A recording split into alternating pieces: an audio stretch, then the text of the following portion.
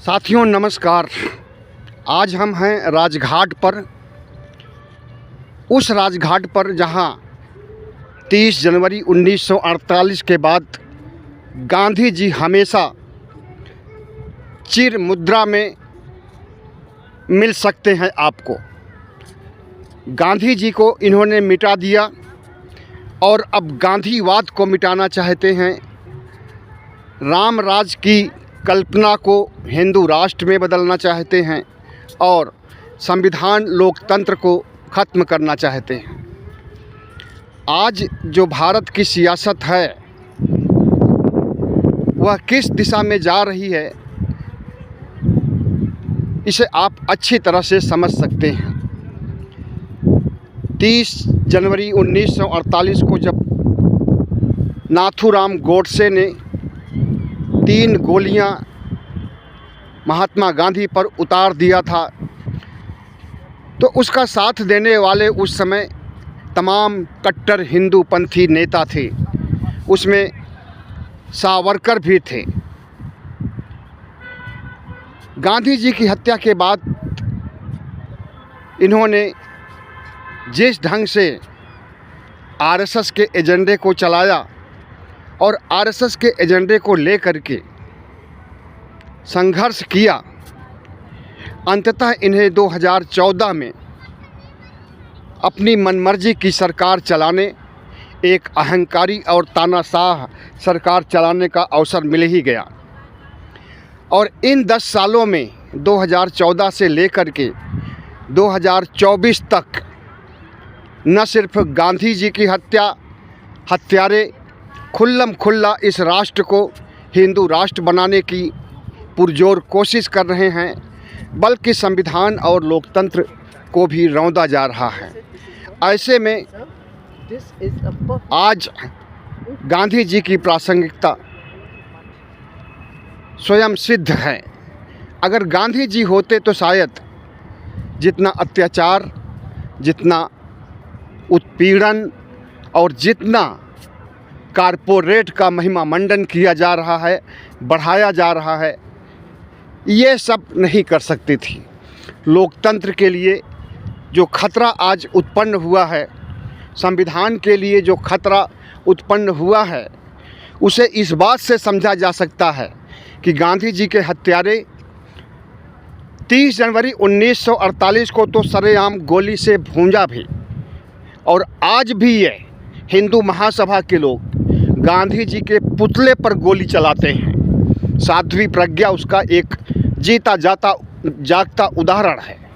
वही साध्वी प्रज्ञा जो गांधी जी के ऊपर विवादास्पद बयान देती है, तो प्रधानमंत्री नरेंद्र मोदी कहते हैं मैं इसे मन से माफ़ नहीं करूंगा, और उसे ही टिकट दिया जाता है और वह मध्य प्रदेश से जीत करके आती भी है।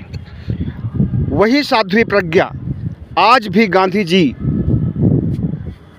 की कभी विचारों की हत्या करती है तो कभी उनके पुतले पर गोली चलाती है, और जब पुतले से खून निकलता है तो आह्लादित होती है, बहुत खुशी होती है उसे और भगवा गैंग के तमाम ऐसी सोच के लोगों को। ऐसे में महात्मा गांधी की प्रासंगिकता बढ़ जाती है जब देश में संविधान खतरे में हो, लोकतंत्र खतरे में हो और इस देश की साझा संस्कृति खतरे में हो। अगर गांधी जी जिंदा होते तो शायद जैसी गतिविधियां आज हो रही हैं ये नहीं हो सकती थी। उन्होंने अंग्रेज़ों के खिलाफ सत्याग्रह आंदोलन चलाया। अगर जिंदा होते गांधी जी, ये आरएसएस के लोग गांधी जी की हत्या नहीं किए होते, तो गांधी जी आज भी सत्याग्रह करते, उपवास करते और इस देश को सुरक्षित रखने के लिए, इस देश के संविधान को, इस देश की संस्कृति को सुरक्षित रखने के लिए पुरजोर कोशिश करते। लेकिन दुर्भाग्य की ये हत्यारे पहले तो गांधी जी की हत्या किए और उसके बाद अब गांधीवाद की हत्या कर रहे हैं, या यूं कहें कि पूरे देश की हत्या कर रहे हैं। नरेंद्र मोदी के शासनकाल में जितनी मौतें हुई हैं उतनी मौतें आज़ाद भारत में कभी नहीं हुई हैं। कोई नहीं भूला होगा कि कोरोना काल में 47 लाख से ज़्यादा मौतें इस देश ने देखा है। इस देश की नदियों में जितनी लाशें तैरती हुई, बहती हुई, जितनी चिताएं सड़कों पर, जंगलों में, गलियों में, चौबारों पर, चौपाटी पर जलाई गई थी, हर जगह क्या मंजर था उसे आपने अच्छी तरह से देखा होगा।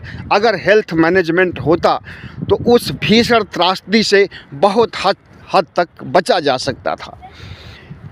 किसान आंदोलन होता है, उसमें 750 लोग मारे जाते हैं और प्रधानमंत्री नरेंद्र मोदी से जब सवाल किया जाता है तो वो कहते हैं कि क्या ये किसान हमारे लिए मरे हैं। तो जाहिर है कि हमारे देश के प्रधानमंत्री और आरएसएस की संवेदना मर चुकी है। ये लोग इतनी घिनौनी और ओछी राजनीति पर उतर आए हैं और इस देश को बर्बाद कर रहे हैं। इस देश के कारपोरेट को माला माल कर रहे हैं। इस देश को न सिर्फ सांस्कृतिक विरासत का अपहरण कर रहे हैं बल्कि साझा संस्कृति के तहत हमारे देश में जो बहुआयामी संस्कृति है उस संस्कृति को भी चौपट करने का काम कर रहे हैं। मुसलमानों के जितने भी अवशेष हैं, धर्मस्थल हैं, उनको ये तबाह करना चाहते हैं। अयोध्या से शुरू किए अब काशी मथुरा होते हुए आगरा तक जाएंगे और जितने भी मुस्लिम पुरावशेष हैं, धर्मस्थल हैं, मस्जिद हैं, उसे तबाह किए बगैर नहीं मानेंगे।